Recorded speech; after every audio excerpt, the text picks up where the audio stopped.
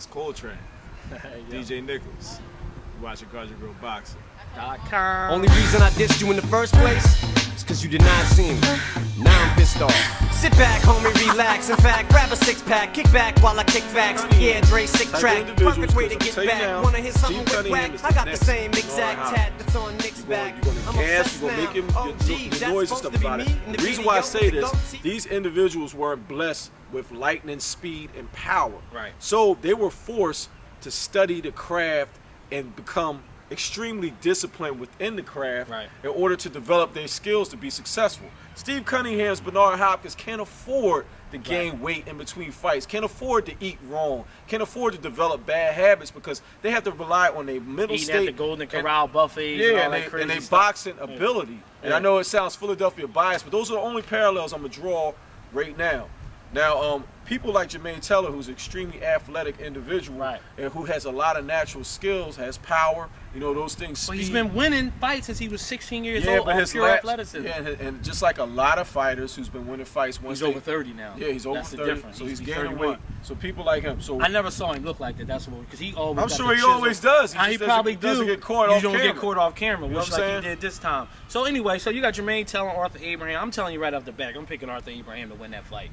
I'm going to pick Arthur Abraham simply for the fact is I think Arthur Abraham might be the most intelligent fighter in this pool of boxers. And, only thing that worries me about him... He rocked the earmuffs. He thought it... Yeah. He keep the He can fight backwards, can fight forward. The only thing that worries... How much we really know about him now? Hey, we don't know. Because all we know is how he had a war with Edison Miranda. He had 2 fights with Edison Miranda. He had a fight where he didn't...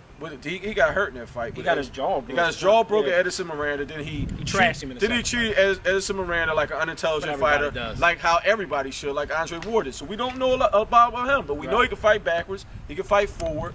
He's a true 160-pounder like Jermaine Teller. So they kind of put them in the right position. But Jermaine would have probably did better off with a person who was moving forward towards him. So let's move on. Carl Froch and finger there, buddy. Not Carl Froch. You got noise.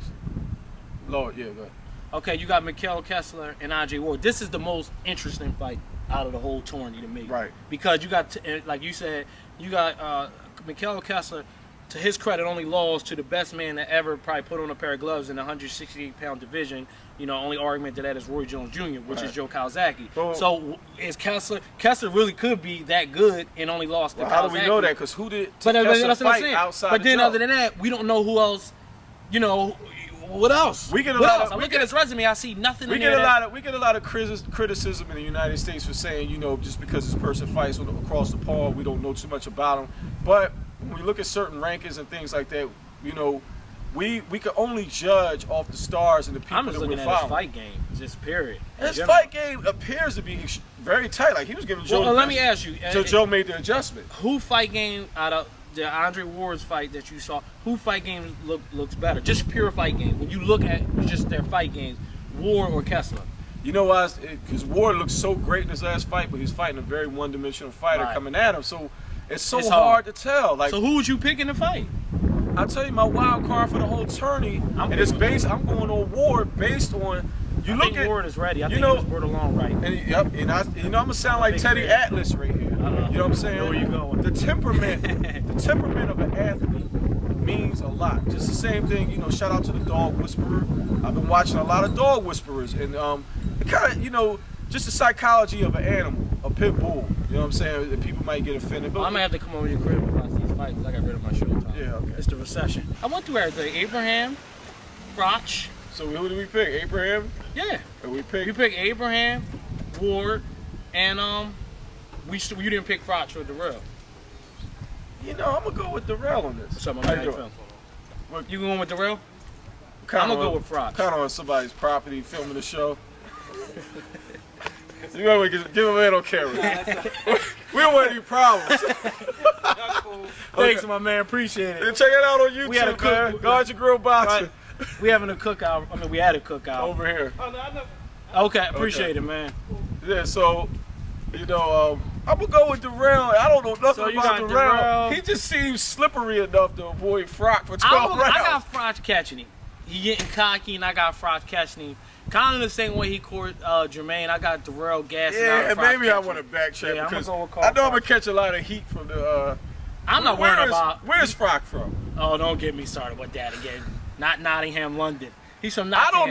I don't know enough about any of these dudes, but I do know Frock is consistent. He's very aggressive, rugged He's fighter, aggressive and he's rugged. big. Yeah, he's the biggest one out of all these. All right, so that's the tournament. That's coming Who's up. gonna win this tournament? I don't know, cause I got an issue real quick before we get into Nate Campbell, Tim Brad. I got a real issue.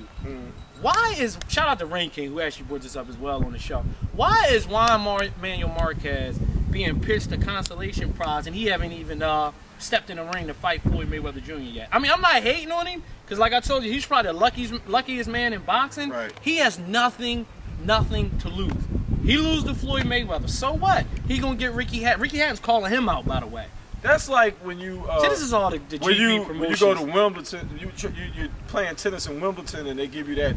They don't give you that platter. Oh, you talking about They give you the little trophy. the second place trophy? Yeah, no, who was? That's the first place loser. Like, Yeah, like- it's kind of setting him up. That, like, you know, you're gonna lose, and here's your exit plan. But all these guys, like we said, are in bed Right. together. They're all in bed together. You know, they all playing ring around the posy. You got Floyd Mayweather, Oscar De La Hoya is the puppet master. Right. Ricky Hatton. Right. You have Pacquiao's in the mix.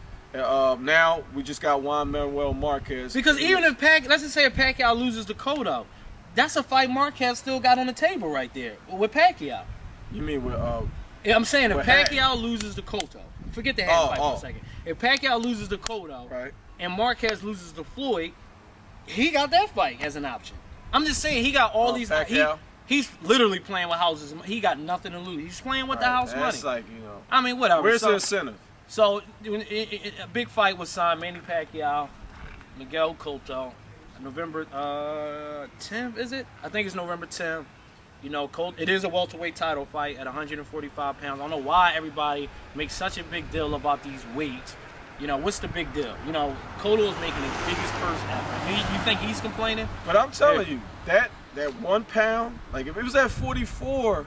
You think that pound makes a difference for Cotto? That's what I think so too. I think 45, I agree with Cotto is really not that depleted. Like, he is a little weaker, but it's 44. He came in at 46 his last fight. 44, he's a lot more depleted. I think that negotiation over that pound helped him a That lot. fight is gonna be a But I'm still going to go in. I know. I'm sorry, chick. Shout out to Jigs. You're gonna hate me. Yeah. I've been picking against Cotto forever, and I actually like Cotto. Just like I picked against Pacquiao forever, but you know, Bruce Lee just got a swag with him, man. But him and shout out to Michael Jackson. That intensity, you can't teach that.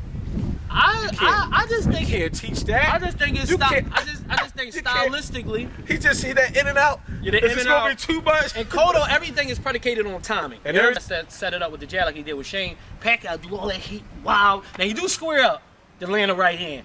He do square That's up. true. So that give Cotto a chance to deliver a body shot. That might slow Pacquiao down a little bit, but I just see a bloody mess, man. We'll get more into that fight as it comes, but that fight's on the table. All right, we got a junior welterweight title fight this weekend. A dude who had kind of court win on the GYGB site. They calling him the JCPenney model, Tim Bradley, because you know the cheap. And I feel bad because I talked to him on the '97 Rough Show. Crazy how these kids. I'm now, Michael Jackson. You got now. all these kids. I'm Michael Jackson. I'm not. now. I'm still into his intensity. Like, you know. Yeah, these we kids- enough of It's Michael. a whole generation of kids now doing Michael Jackson dances. Like, Yeah. So who you got? who are you pointing at, Mike? When you do that, like, all right. Shout out to the green bottles. Just like you know, the mold. That's that we not mine. By the way, GYGB. Yo, so who you got next Saturday? I Nate go, Campbell or Tim Bradley? Do you know this is his first fight at junior welterweight too, Nate Campbell? yeah, but I like ride with old heads. Yeah, I'm going with Nate. I don't really have a reason. You don't like Tim Bradley. That's your reason. I was trying not to. No, I He talked don't to like- him. He doesn't like the way he dressed. But No, he's just one of these guys. When I asked you a while ago, you said there's a lot of those kind of guys in the world that look like Tim Bradley. That he's a are nice corny. guy. He just can't dress. Leave him alone.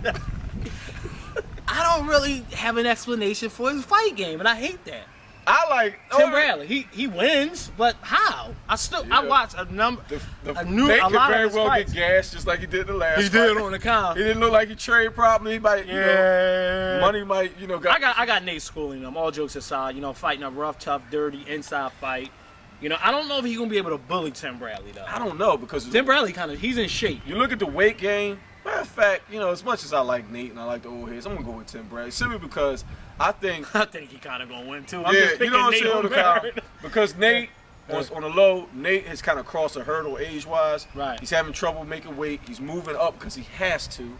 And I don't think Nate is training at the rate he trained before, especially his age. So he tries to do what he does early, but you know, like I said, like my man Teddy Atlas, the temperament of the athlete will shine through. Tim Bradley does not get phased. Tim Bradley's an extremely disciplined fighter. He's extremely focused. You never really heard Sleep like switch in the middle of a game. I'm gonna go with Tim Bradley. Just for controversial purposes, I'm gonna pick Nate Campbell. That's why I was doing that first. So that's his Guard Your Girl Boxing. Coffee with Coaching. We're back. Summertime is over. Hit us up on the site, guardyourgirlboxing.com. Number one boxing show in the world as we go.